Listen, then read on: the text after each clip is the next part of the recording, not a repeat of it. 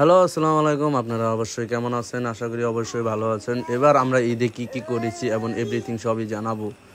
আমরা এসেছি বাংলাদেশ নাকোগাঁও স্থলবন্দর। এই পাথরগুলো দেখতেছেন, এই পাথরগুলো আপনার ভারত থেকে আসে। এদিকে আসো, আরো দেখাবো আপনাদেরকে।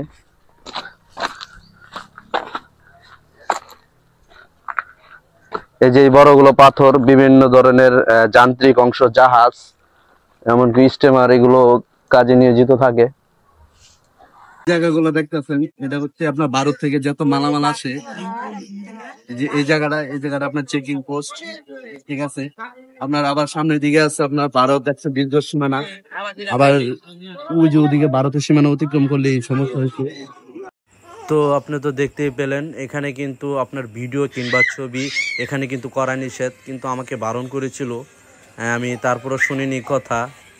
ওই যে বিজিবি চেকপোস্ট সামনে 120 গজ পরিচয় করে দিলাম আমাদের ঝনমধন্য ট্রাক ড্রাইভার, এমনকি আছে আমাদের ভাগনা।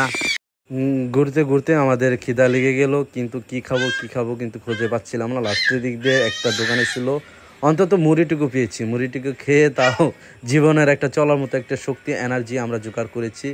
কিন্তু এখানকার পানি যে এতই, তাই আমরা একটা পানির বোতল কিনে টুকটাক খেলাম। তারপর আমরা বাইক নিয়ে আবার জার্নি শুরু করলাম।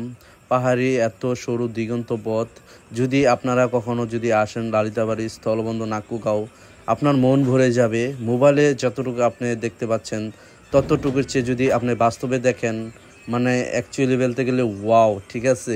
এখানে অনেক ধরনের বন্য হাতি, এমনকি বানর ছিল। আমরা দেখে দেখে সব পার হয়েছি, কারণ কখন কি হাতি পড়ে যায়, হ্যাঁ, বিপদ হয়ে যায়। এখানে যদি একবার আসেন আপনার ছবি তুলতে মন চাইবে। এত সুন্দর ছবির ভিউ আসবে তাই আপনি বলতেও পারবেন না। আমরা তো যেখানে সেখানে থামছি আর মনে করেন ভিডিও কোয়ালিটি করছি, কিন্তু পিছনের অবস্থা দেখছেন ভাই, এত খাওয়া খাইছে সে এখন ঘামিয়ে গেছে। এই রাস্তার মধ্যে চলতে চলতে হঠাৎ করে মনের অজান্তে ফুরফুরে কিছু গান গাইলাম।